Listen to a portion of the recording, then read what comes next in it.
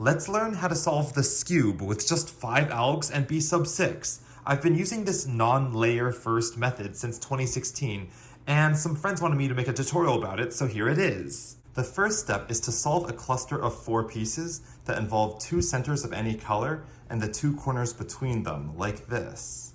There's 2 main ways to do this. The first way is to build 2 center corner pairs that have the same 2 colors. So here we have one pair with blue and white on it, and we can build another pair with blue and white by going like this, creating this pair, and then we'll just do moves trying to connect these two, like this. 1, 2, 3. And now our chunk of 4 pieces is done. The other way is to find a center with 2 solved corners attached to it. So here we have orange and blue, and find the other center, so here's the blue center, and insert it with a 3-move insert. 1, 2, 3. And now our 4-piece cluster is done. For some scrambles, the solution might be a little more elaborate. So for here, I think I'm gonna go for green and red.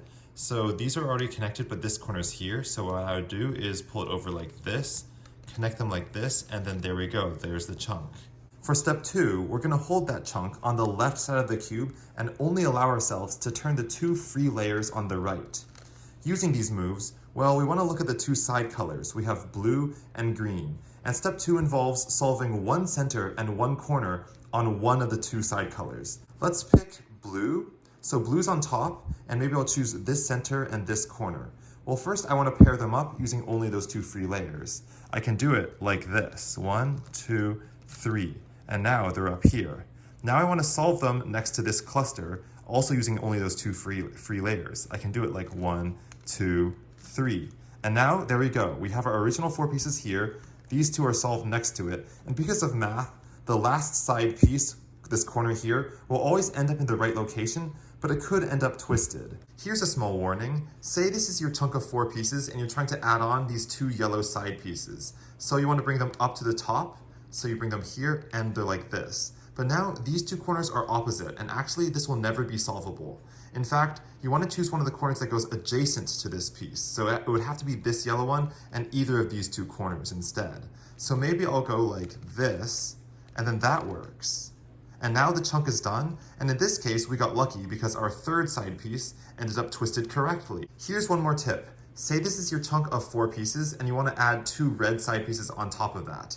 Well, here's 2 pieces here, and if you bring it in like this, well, you notice these are opposite colors. Well, that's actually not a bad situation to be in because 3 moves will actually solve them. 1, 2, 3. It brings it to the other side where it is blue, and now you have all 7 pieces with 1 twisted. To summarize, step 2 is done if and only if you have a chunk of 7 pieces that are all solved with at most 1 corner that could be twisted, and it's not the center corner. At this stage, notice that there's just 1 remaining free axis that we can turn along that doesn't disrupt anything we've solved so far.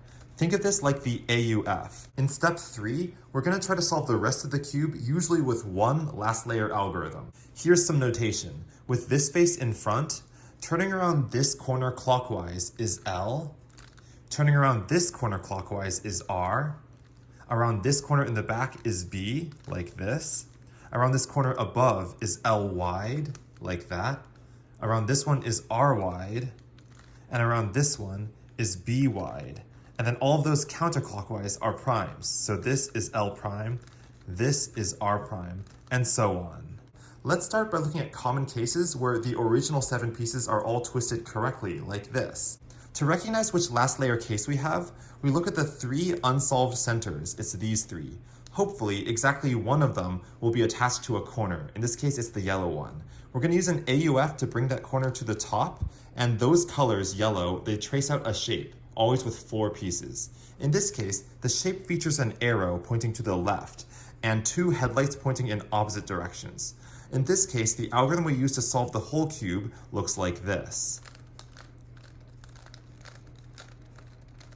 And then the Skewb is solved. Next, if the last layer case looks like this, with the arrow pointing to the right and inverted headlights, we do the mirror of that algorithm. Usually you'll have to do an AUF to finish off the job. Next, if the last layer case looks like this with an arrow pointing to the right and aligned headlights, then we're going to do an AUF so the headlights are pointing up, and we're going to do the inverse of our original algorithm. and again there's a post AUF. Next, if the last layer case looks like this, with an arrow pointing to the left and aligned headlights, we're going to do the same thing, an AUF to make the headlights point up, and do the inverse of the mirror, which looks like this. And again, a post AUF, and we're done. Now let's look at cases where your first layer has one twisted corner. Hold it in the lower left position. If you have this case where you have an arrow pointing to the left and aligned headlights, you get a 6 mover, and the algorithm is like this. AUF. If you end up with the mirror of that case, so you have an arrow pointing to the right and aligned headlights, then you also have to bring the twisted corner to the right side, so the whole case is mirrored. So again, this is our first layer, and this is our last layer case. And we're going to perform the mirror of that algorithm. And it's solved. This case in red with the right arrow and inverted headlights is the inverse of the alg we just learned, which is like this. AUF. And when you have the mirror of that in blue, again, we have to take the twisted corner and move it to the right like this, and then we do the mirror of that algorithm. Ta-da! So that's 2 algs covered, and here's the third. Look at this case. So we have one twisted corner, we're going to put it in the lower left, and now we have a center with 2 corners attached and a third corner down here, and they sort of form this wall on the right side. So the alg for this case is actually a cyclic shift of the first alg we learned.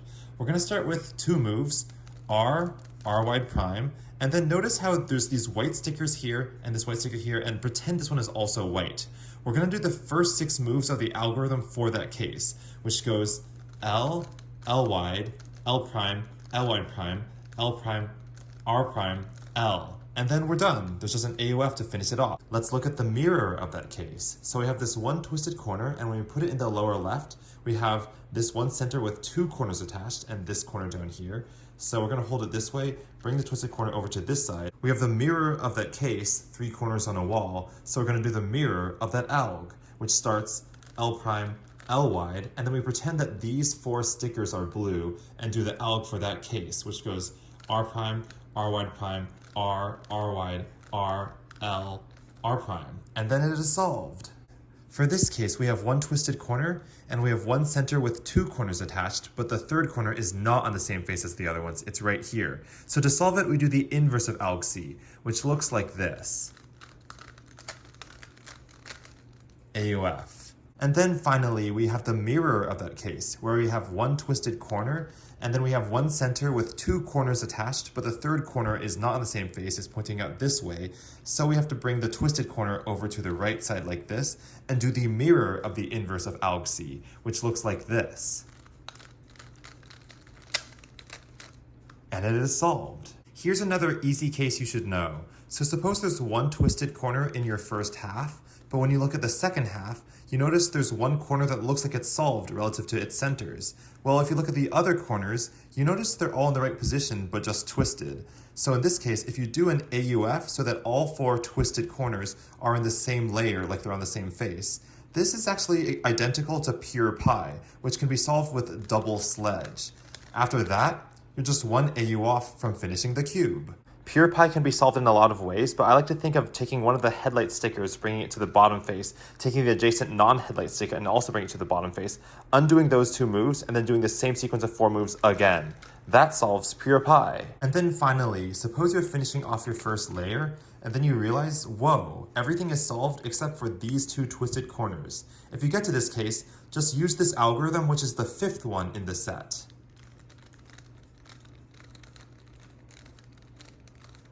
And then it's solved. So those 5 algorithms should solve the majority of cases. But say you're finishing up your first layer like this, and then you turn to the second layer, and this is a case we haven't covered ever. In fact, it's symmetrical. In that case, just hold the twisted corner in the lower left position and do any of the algs I taught you. For example, one of the 6 movers will do. Those algs solve for asymmetrical cases, so when you do it, it breaks the symmetry and gives you an asymmetrical case you do know. And that's a 2-step way to solve the cube, but it doesn't happen that often. And there we go, that's my half and half Skewb method. I did make a video about this exact method back in 2018, but it felt kind of rambly, so I wanted to make a tutorial that's more to the point.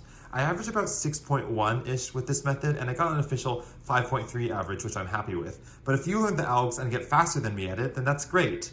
For the symmetrical cases that I recommended you to look, I have generated algorithms for them, but since they appear more rarely, I don't know if they're worth learning. Anyway, thank you for watching this video, have fun skewbing, and goodbye!